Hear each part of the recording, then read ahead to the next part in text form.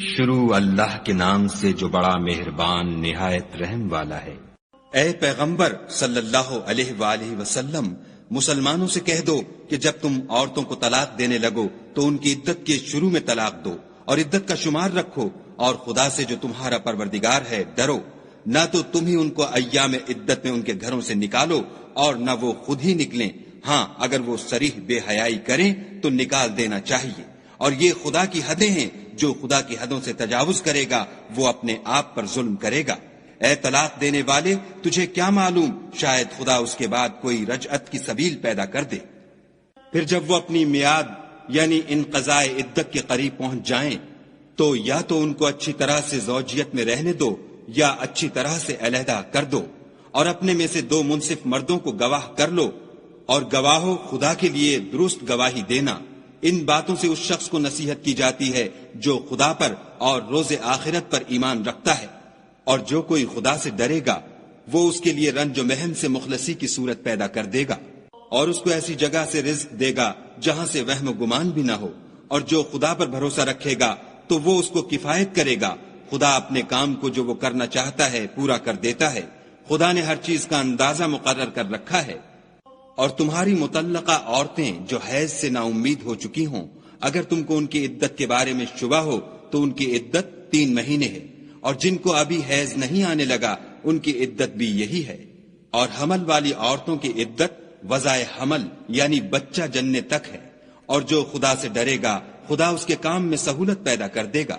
یہ خدا کے حکم ہیں جو خدا نے تم پر نازل کیے ہیں، اور جو خدا سے ڈرے گا وہ اس سے اس کے گناہ دور کر دے گا اور اسے اجر عظیم بخشے گا۔ مطلقہ عورتوں کو ایام عدت میں اپنے مقدور کے مطابق وہیں رکھو جہاں خود رہتے ہو، اور ان کو تنگ کرنے کے لیے تکلیف نہ دو، اور اگر حمل سے ہوں تو بچہ جننے تک ان کا خرچ دیتے رہو۔ پھر اگر وہ بچے کو تمہارے کہنے سے دودھ پلائیں تو ان کو ان کی اجرت دو، اور بچے کے بارے میں پسندیدہ طریق سے موافقت رکھو، اور اگر باہم ضد اور نا اتفاقی کرو گے تو بچے کو اس کے باپ کے کہنے سے کوئی اور عورت دودھ پلائے گی۔ صاحب وسعت کو اپنی وسعت کے مطابق خرچ کرنا چاہیے، اور جس کے رزق میں تنگی ہو وہ جتنا خدا نے اس کو دیا ہے اس کے موافق خرچ کرے۔ خدا کسی کو تکلیف نہیں دیتا مگر اسی کے مطابق جو اس کو دیا ہے، اور خدا ان قریب تنگی کے بعد کشائش بخشے گا۔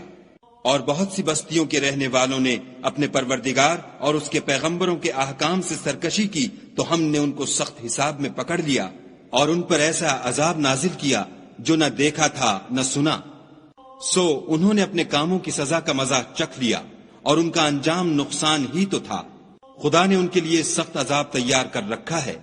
تو اے ارباب دانش جو ایمان لائے ہو، خدا سے ڈرو۔ خدا نے تمہارے پاس نصیحت کی کتاب بھیجی ہے،